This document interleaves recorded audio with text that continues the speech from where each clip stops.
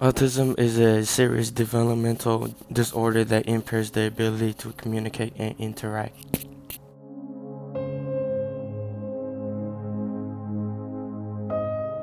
In the 1940s, researchers in the United States began to use autism to describe children with emotional or social problems.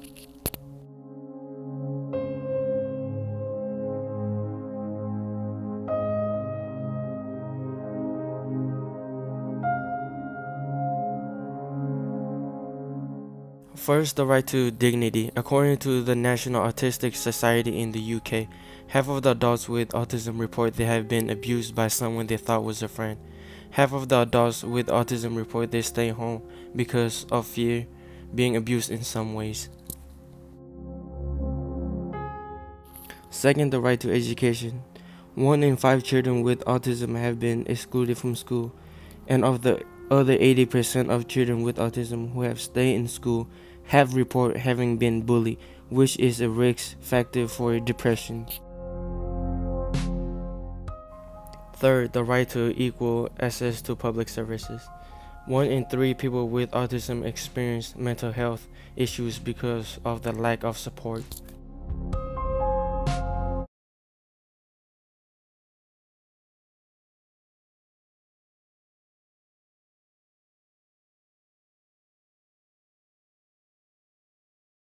Okay, so my name is Rachel Stolman, and this is my second year teaching in the autism program.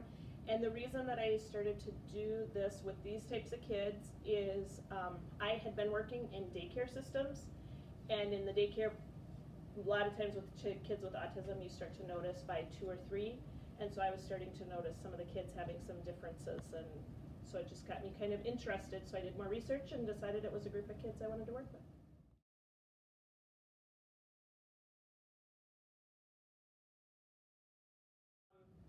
One of them is just like if they have a special interest, try to just encourage that interest, because a lot of times they don't understand the purpose of what you're trying to get them to do. So if you give them something that they're interested in, it makes all the difference.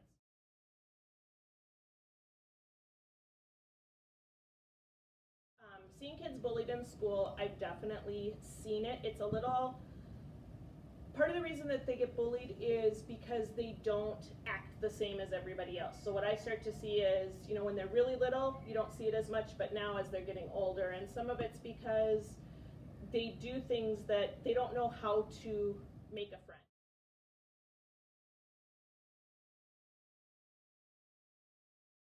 In terms of the future, I would like to see autism is one of these things that you're born with. So we know generally by the time a person is 3 years old, a lot of times we can tell if somebody has autism and has these struggles. And what I'd like to see us do is actually do more work when kids are younger.